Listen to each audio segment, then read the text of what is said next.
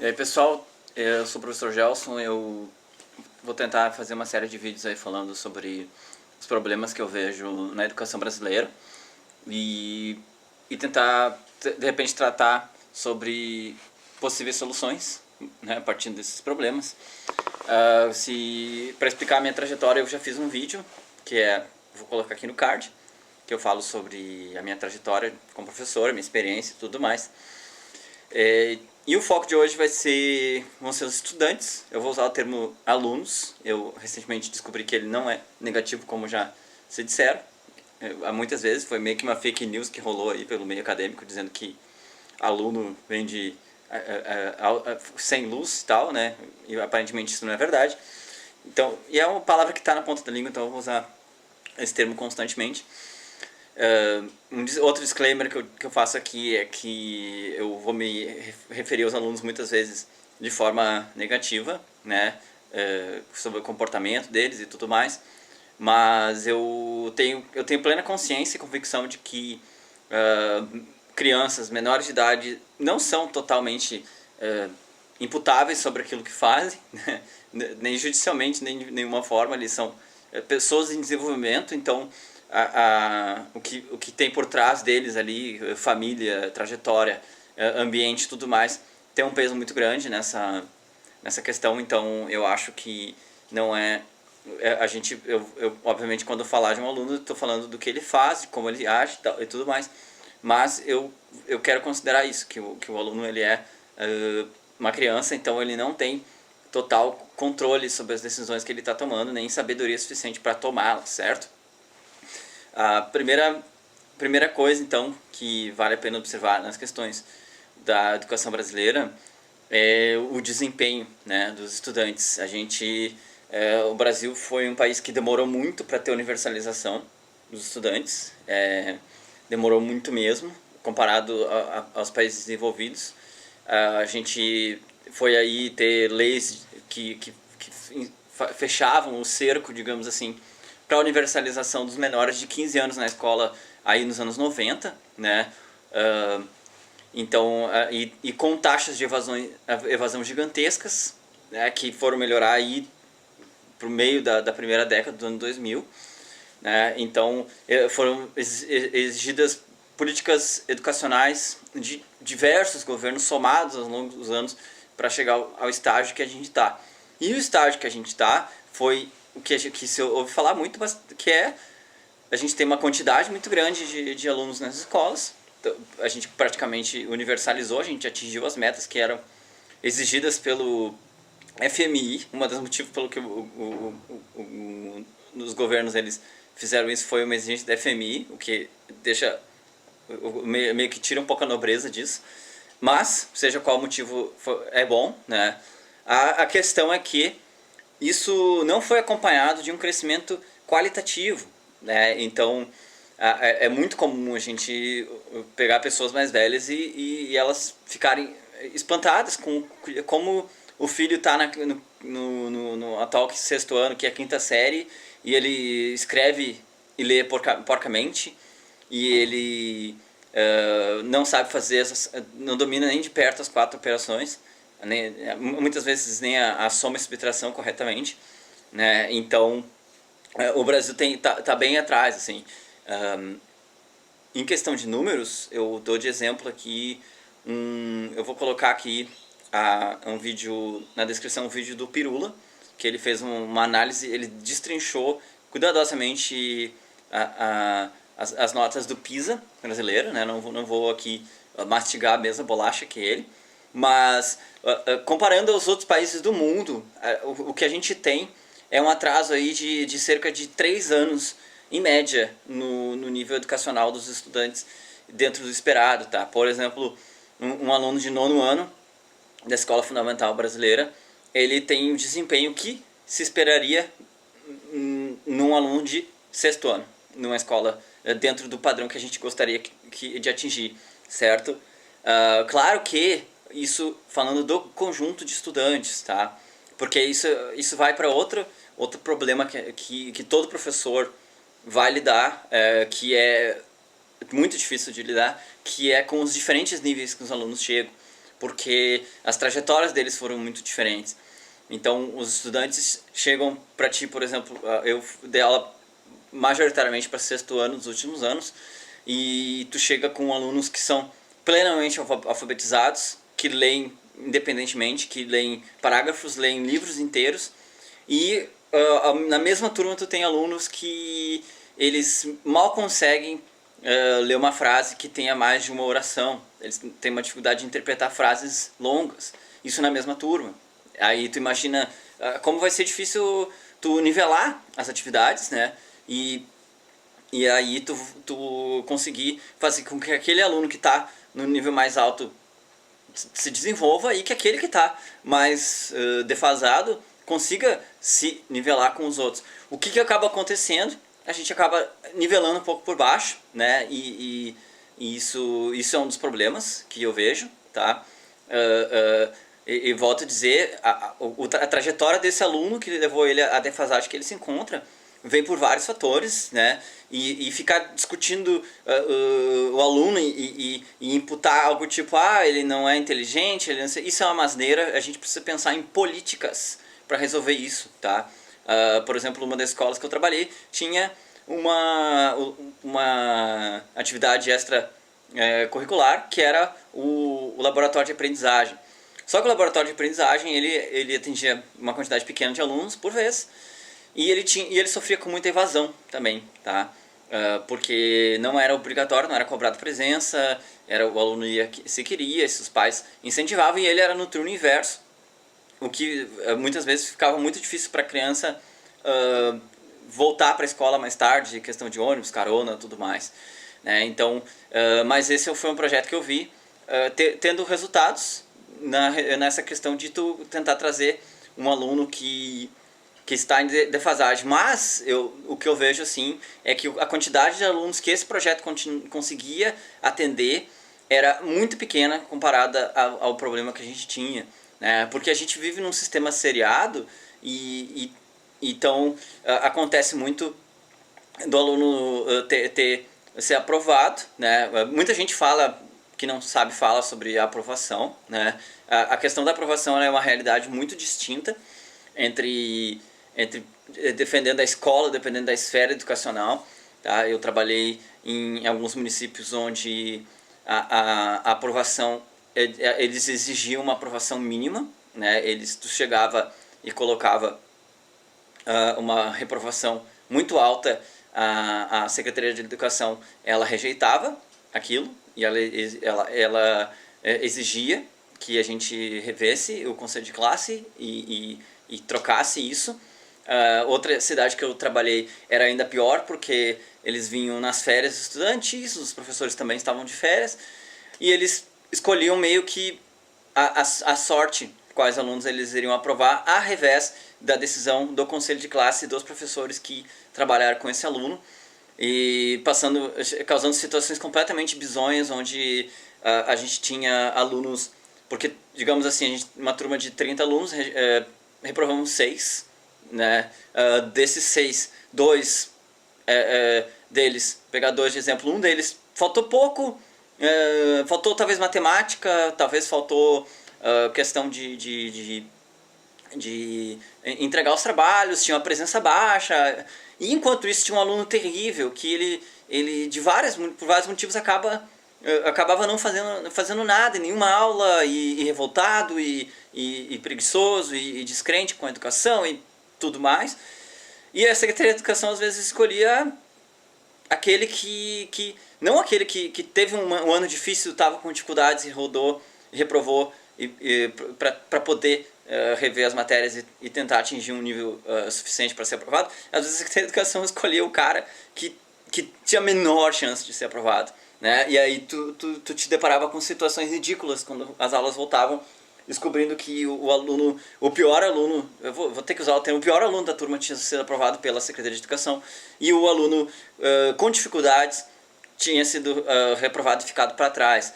Claro, eles usavam critérios como a idade também, né? Um aluno que já tinha reprovado naquele ano, era mais fácil que a Secretaria de Educação empurrasse ele para frente, reprovar 2 vezes ao mesmo tempo, certo? E aí a gente passava por esse tipo de situação. Mas eu falo por mim e talvez por alguns colegas, o conselho de classe era um momento muito delicado, porque todo professor sabe que quando tu reprova um estudante, tu tá dando um golpe no moral dele muito grande, certo? Então é muito difícil tu reprovar um aluno, por mais que ele tenha tido problemas e não tenha demonstrado vontade de estudar. A gente, eu pessoalmente, eu sempre sofri toda vez que eu tive que assinar a reprovação de um aluno, porque eu sabia que eu estava girando o tambor daquela roleta russa ali para tu ter uma evasão, principalmente quando o aluno já estava chegando aos 15 anos, onde ele já não era mais obrigado a vir para a escola e aí tu perde o aluno pro mundo, né? Ele não vai completar a escolaridade dele corretamente e nós sabemos o resultado disso. Ele vai ficar na rua, ele não vai ter qualificação e, cara, é complicado, né? Não, cuidado quando se diz que os professores aprovam todo mundo. Não é assim tão simples, tá? Reprovar um aluno não é algo tão simples.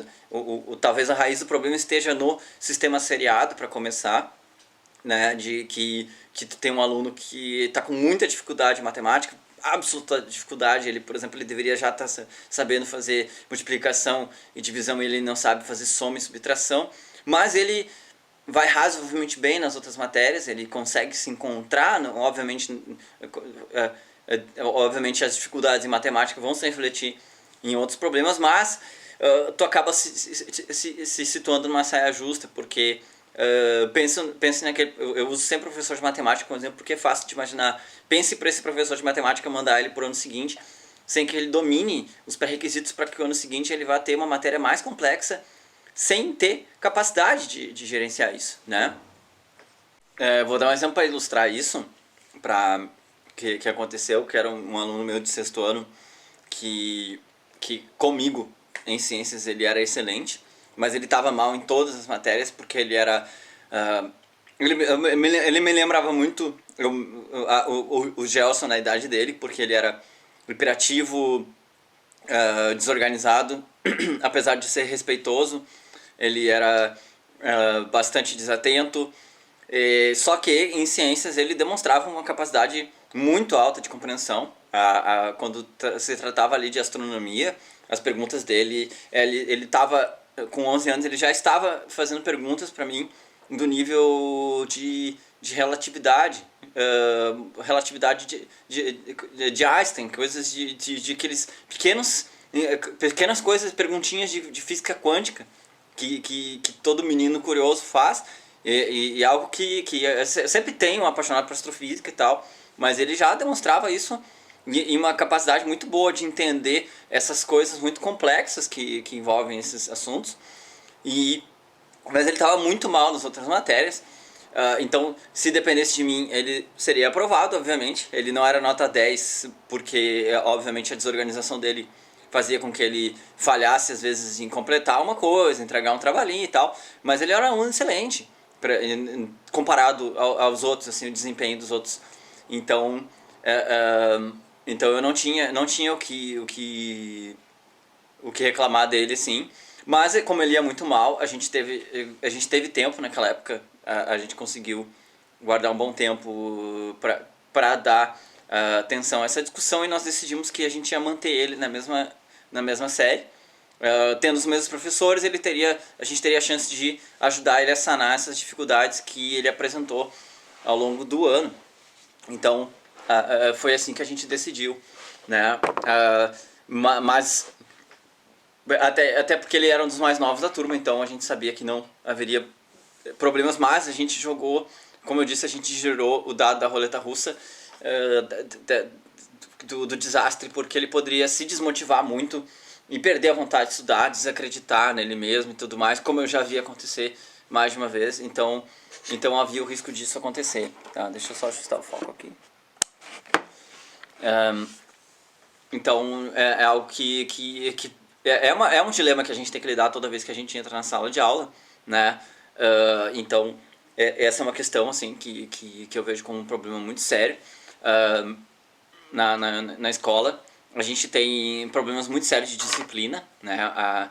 Muitos alunos, eles chegam na escola pequenininhos, e a primeira vez que eles vão ter que ouvir não é de um professor, né? Ah, e quando eles passam, né, começam a crescer, eles começam a desafiar mais, começam a testar mais, e isso acaba sendo um problema, assim. Eu vou fazer um vídeo só sobre a parte das famílias, assim, dos pais, né? Mas é algo que eu percebi, é uma relação muito forte entre uma família por trás, bem estruturada, que incentiva, que apoia, que acompanha, e o desempenho do adolescente, da criança na escola. Isso realmente é notável quando tu conhece a família de um bom aluno, tu detecta isso, né, que o resultado que tu vê ali na sala de aula tem muito mais a ver com o background dele do que a própria, né, índole que as pessoas gostam de defender, assim. Então é algo que precisa ser pensado, porque isso faz diferenças muito grandes no desempenho do aluno, né? Tu ter uma família por trás que apoia, que sustenta, né? Como eu já contei, assim, a gente tem diversas realidades, né? A gente tem coisas muito variadas, assim, dentro da escola pública brasileira. Tem desde famílias onde tem relativamente todo o material que uma criança ou adolescente precisa, né? Mas em outras o espaço físico é ruim, a casa é ruim, não, divide a casa com muitas pessoas, ambientes insalubres, convive com o uso de drogas, convive com o tráfico. Todos esses fatores, assim, em conjunto, fazem um peso muito grande, assim.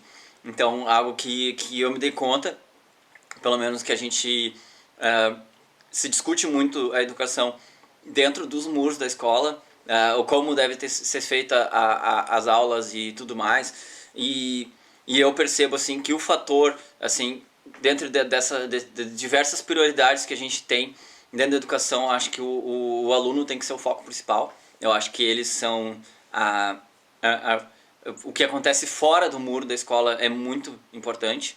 Faz uma diferença gigantesca dentro da escola, mais do que até verba, eu digo para vocês.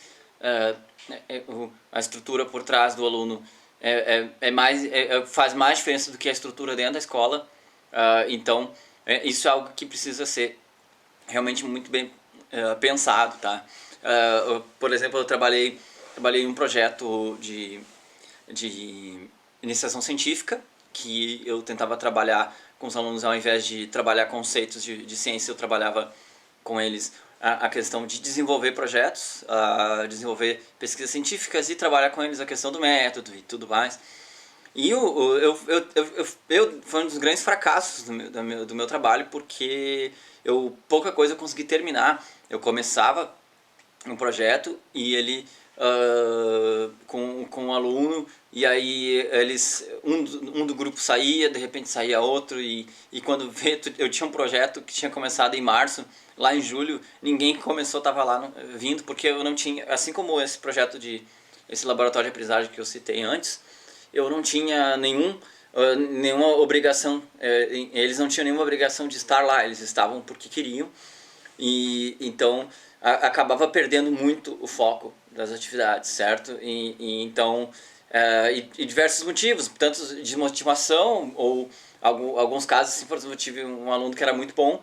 Um dia ele veio dizer que ele não podia mais porque a mãe dele precisava dele, cuidando dos irmãos em casa, porque ela estava trabalhando o dia inteiro. Não tinha ninguém para cuidar dos irmãos mais novos. Ele tinha, sei lá, uns 13, 14 anos. E ele teve que começar a ficar em casa às tardes. Ele estudava de manhã no horário normal, que era obrigatório.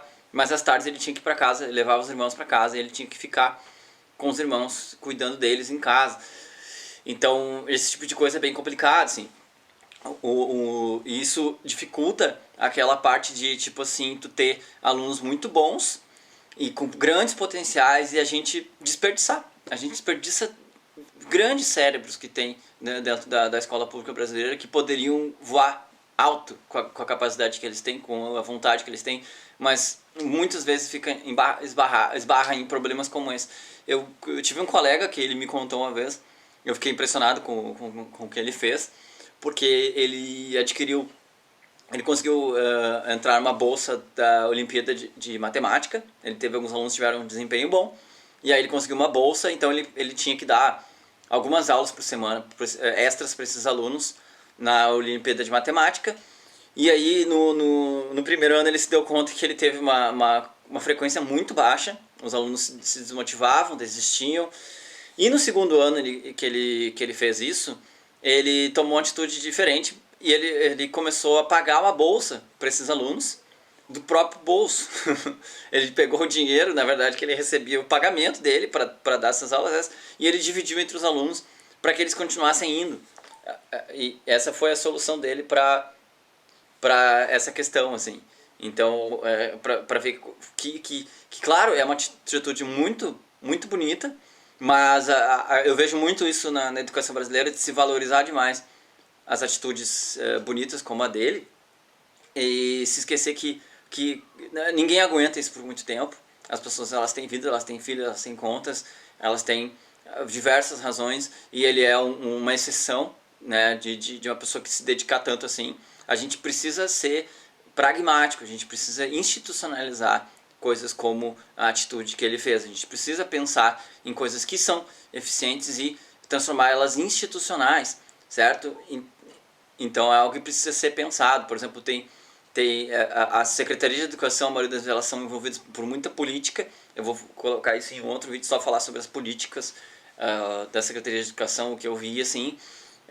Mas eu vejo eles falhando muito nessa ausência de projetos, assim, a falta de apoio na questão nessas duas questões, assim, de explorar o potencial dos alunos que têm um potencial a se desenvolver, que estão motivados, que já encontraram a sua paixão, o seu foco, e acabar ou o projeto ser cortado no meio, como aconteceu com o maravilhoso Um Outro Olhar, que era um projeto de cinema e fotografia que tinha na escola que eu trabalhei. O projeto de música também foi encerrado, né? Projetos maravilhosos que os frutos eram visíveis, claramente visíveis, os frutos eram maravilhosos e visíveis, e mesmo assim eles foram encerrados, né? E também ajudar esses alunos que está com uma defasagem, que teve algum problema na trajetória dele, e ficou para trás, né? Ele teve porque a gente imagine uma sequência de anos com problemas como excesso de faltas, algum acidente na família, ou doença, ou mudanças muito constantes de endereço.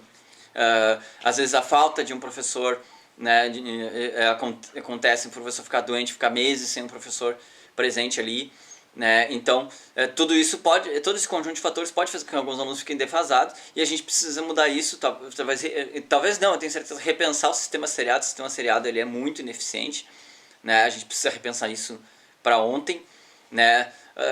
Mas infelizmente eu acho que a gente não vai repensar nada tão cedo, porque eu não vejo nenhuma discussão que seja no mínimo decente no âmbito da política educacional no momento.